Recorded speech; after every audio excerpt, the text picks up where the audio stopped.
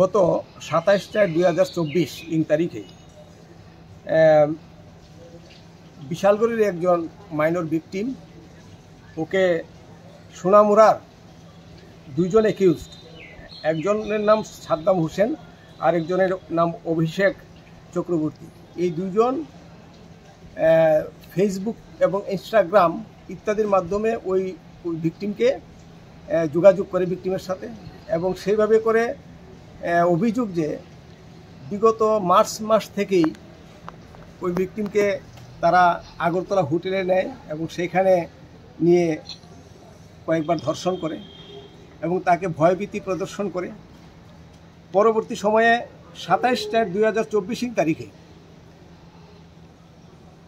এই ভিকটিমকে নিয়ে তারা সোনামুড়ায় সাদ্দাম হোসেন যে অ্যাকিউজড, ওর বাড়িতে নিয়ে যায় এবং সেখানে সারা রাত্র সেখানে থাকে এবং তাকে বলপূর্বক ধর্ষণ করে। এবং 2 নং যে বিবাদী অভিষেক চক্রবর্তী, সেও 1 নং বিবাদের অনুপস্থিতিতে সেখানে আবার তাকেও ধর্ষণ করে। পরের দিন 28 তারিখ ও কোনো মতে পালিয়ে আসে বাড়িতে। 29 তারিখে ওর গার্ডিয়ান ওর হাঁটা চলা বা ইত্যাদি দেখে একটা সন্দেহ হয়। তারপর তাকে জিজ্ঞাসাবাদ করা হলে সে বলে যে আমার সঙ্গে এই ঘটনা তারা করেছে। পরবর্তী সময়ে পরের দিন 30 তারিখে বিশালগড় মহিলা থানায় লিখিত অভিযোগ দায়ের করা হয় অভিভাবকের পক্ষ থেকে, এবং তার ভিত্তিতে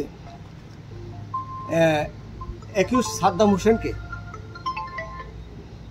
বিশালগড় পিএস অ্যারেস্ট করে ওই 30 তারিখ, এবং আজকে প্রডিউস করে বিশালগড় স্পেশাল কোর্ট পক্সো সেই কোর্টে প্রডিউস করলে মাননীয় জাজ কেসের শুনানি হয়।